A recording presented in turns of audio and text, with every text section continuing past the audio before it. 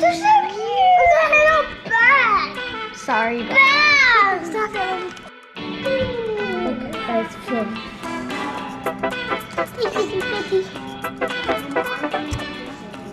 First step to our aquaponics. We have had the equipment for quite some time. We took the time last week, bought the fish. These are baby tilapia. We're doing a lot of research. Not me, that would be Colby, because I cannot take on this project right now. He really felt like the #1 rated fish for aquaponics was tilapia. Not only will we be able to eat tilapia, but really this is going towards growing indoors, growing in controlled environments where we know things are not sprayed overhead. We had a problem just a couple of years ago with locals spraying pesticides and stuff overhead. We called and asked them to put us on the no-fly zone. However, you know that overspray still to an extent comes on your property. So we are aiming, our new goal is to grow a portion of our food indoors that will be all natural and not have any type of overhead sprays on them. Not only when you have to worry about that, you have to worry about water runoff that's coming from all different areas that has been contaminated, that's coming through your property. There's so many things to think about and ponder that can really become a little overwhelming. So we just felt like this was one way. We have kind of taken it a little at a time, bought a little as we go. It's all here. Now we just have to start the process of putting it all together. I hope that Colby's done all the research because my boat is about to sink. I can't take on anything else right now, but everything is here. We're gonna start the process of getting that all together and getting that stuff going and get it all set up. We are excited about it and learning this process, but it is gonna have to be more Colby on this. Just wanted to show y'all that our tilapia was here, and we have instructions, which I'll be carrying these out, of acclimating the fish slowly to the water. Water temperatures can be a really big deal as the fish are trying to adjust to their new environment. So we have a set of instructions here that looks like I'm gonna be in charge of them for the next 30 minutes. So a little exciting process, kind of cool to see how this is gonna go for us as we grow fish. And as we're growing our fish, we're growing our plants through their byproducts that they're putting off. So it's a pretty cool concept. We're excited about it, that's for sure.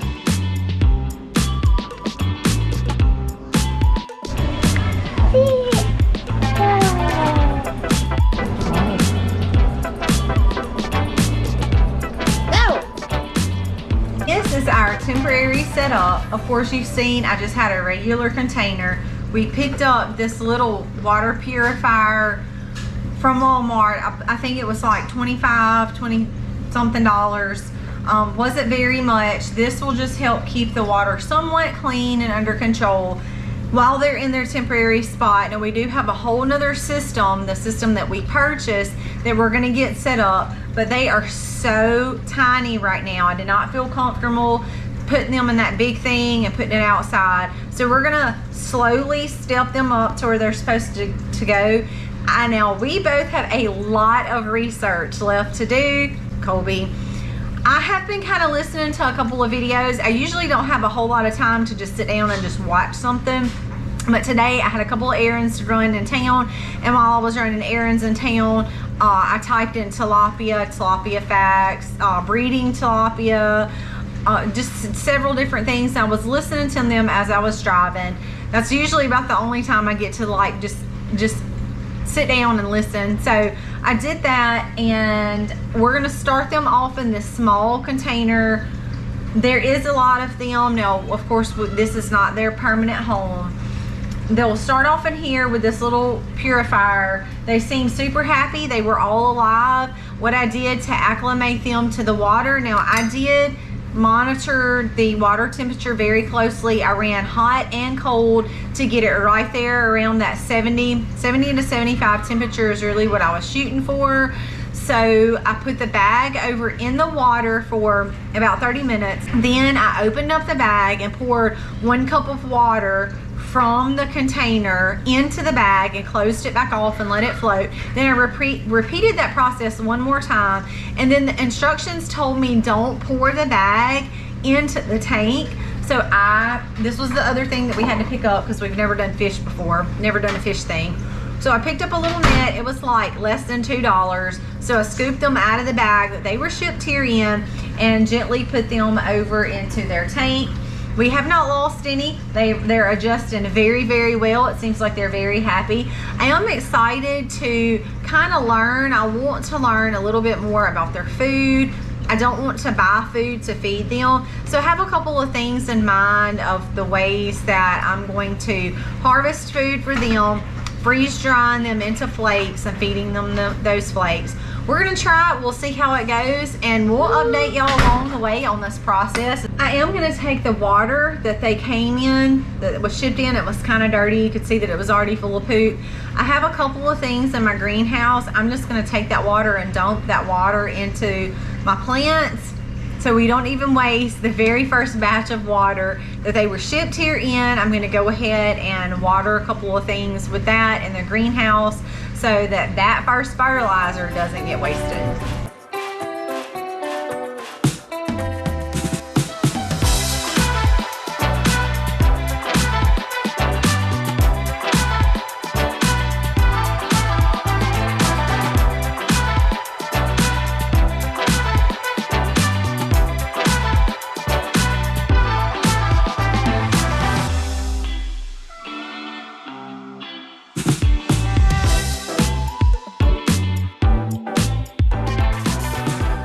For those of you that watched our transformation of tearing down the old chicken coop, it looks beautiful.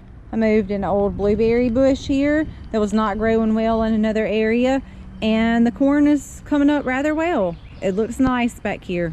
We got a really, really nice rain early this morning. It was actually lots of thunderstorms. I'm not going to be able to get much work done today because it is so wet, which our ground really did need it. But I've got a couple of things to plant. I brought my old fish bag out here. I'm going to put in some of my citrus fruits, I believe, in the greenhouse. You can kind of see the floating around in there. So I'm going to dump that in there. I have woolly lamb's ear and some marshmallow that I'm going to be planting. Now these did have to go through cold stratification. So I've had these in the refrigerator since March the 17th, and it is almost May. So it says 4 to 6 weeks. So it should have definitely got that cold stratification that it needed. So I'm excited about this. This is some seed I got from Baker Creek. Most of y'all are familiar with their packaging. This is something that I found on Amazon, and it seems pretty easy. Its appearance is much like mullein. Actually, I had a couple of people walk out here around on my property where my kitchen garden is and say, hey, you've got lamb's ear. I was like, no, that's mullein. So it is kind of similar, but it's a different herb that does different things, treats different things. It's not something that I have. So I'm excited about planting it and see what happens.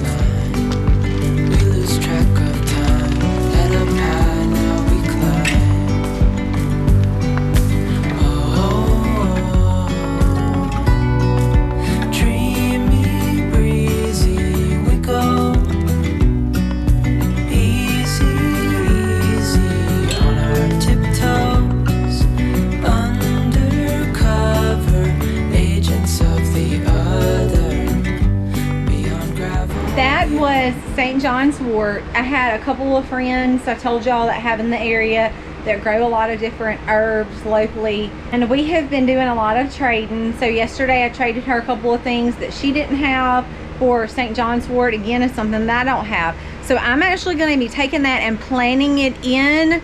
I have some spots of oregano. I'm going to work this kind of beside those because it does grow kind of like a ground cover. It supposedly grows really well here. I don't have it here, so I was excited. 3 new things are going to go in our kitchen garden. I'm going to start my seeds. I am going to keep them in my greenhouse, but eventually they will go out, and the St. John's wort will also go out. So 3 new things that is going to be added today, and I'm pumped about that. A bigger scale, the world inhales as we go.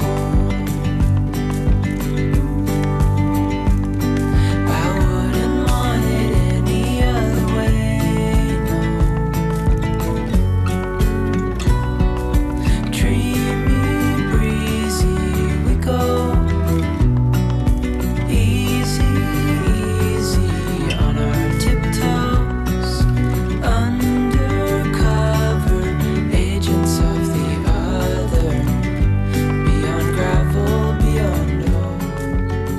marshmallow root, lamb's ear, and St. John's wort is all planted. We're done there.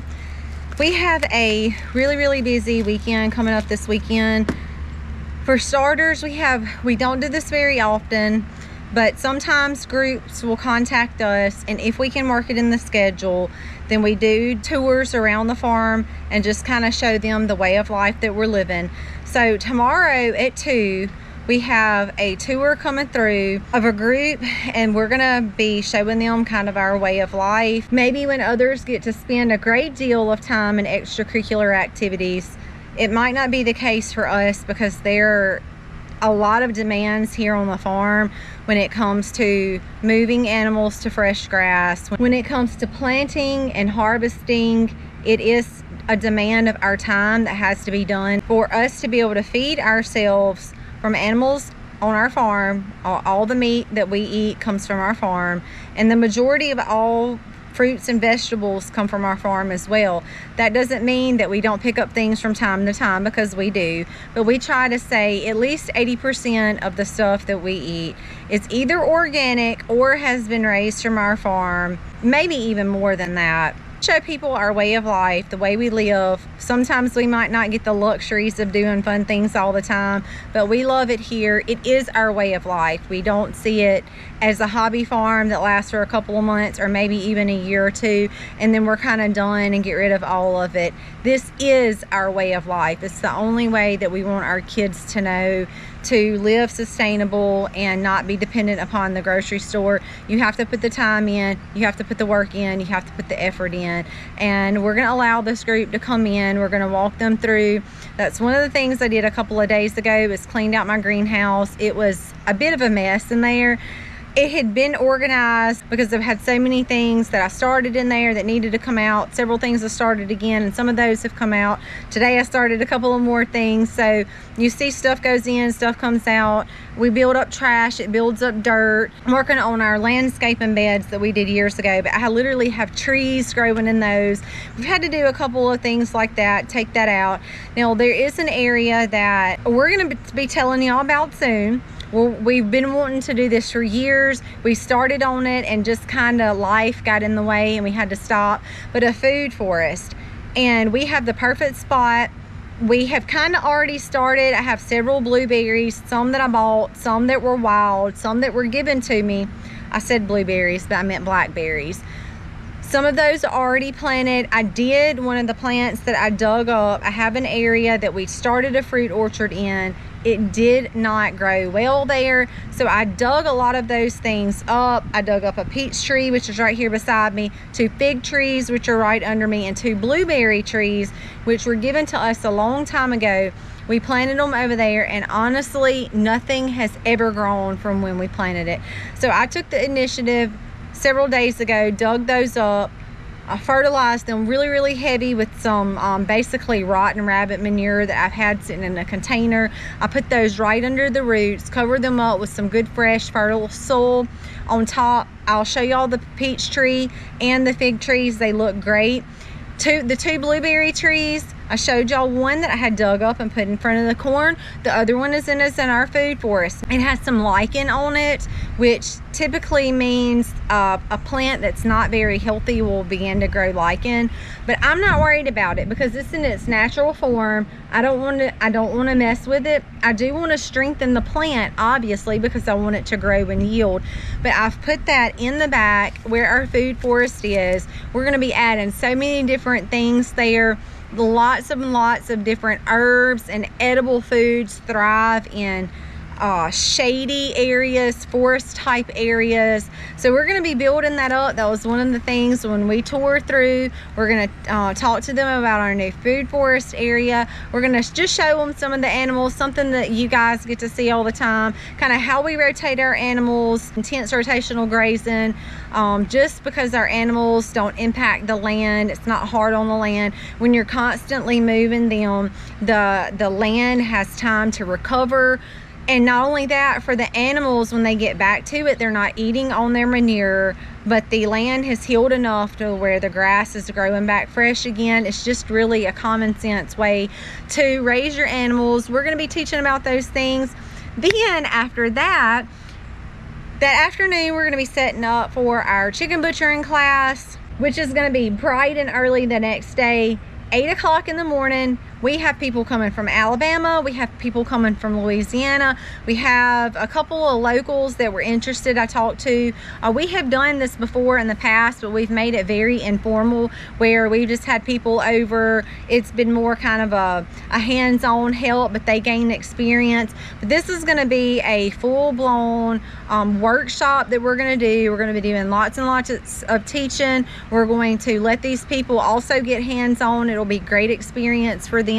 They're going to learn and they're going to benefit from it. They're going to gain the confidence that they need to go back home and say, you know what, this is not as bad as I thought it was going to be. Because I'm going to tell y'all, I was there years ago. We went to HOA. I watched Mr. Joel butcher a chicken. Actually, he did a little workshop there, and Colby had been talking about this for months, and I said, no, I'm not raising chickens, I'm not killing chickens, I'm just not going to do that.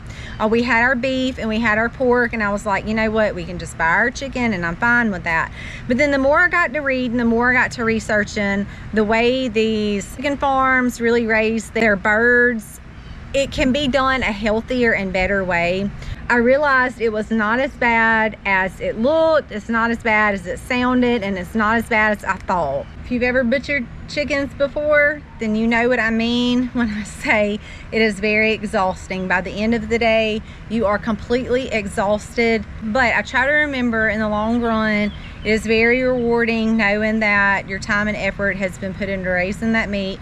Even though we will not do Cornish cross again, I've already shared all that with y'all. I'm not going to go into that spiel again. It is very rewarding to know that you've put that time, energy, and work into raising organic meat. It's clean. You know, they could not have had a better life. It is worth it in the end. But we do have a very, very busy weekend this weekend. We have been working so hard this week. We've put in lots and lots of hours trying to get things somewhat put together. I'm gonna have a farm table set up for our group tomorrow. Then we have to set up that afternoon for the chicken butchering the very next morning. I'm gonna have a table set up with some snacks and drinks and stuff for our guests. I am super excited to be able to meet these people, and we are really thrilled about that because we want to share the things that we love with other people. We want them to have a heart for it, and we want them to be able to go home with confidence knowing that they can do this thing too called homesteading. So with all that being said, happy homesteading, y'all. Beyond gravel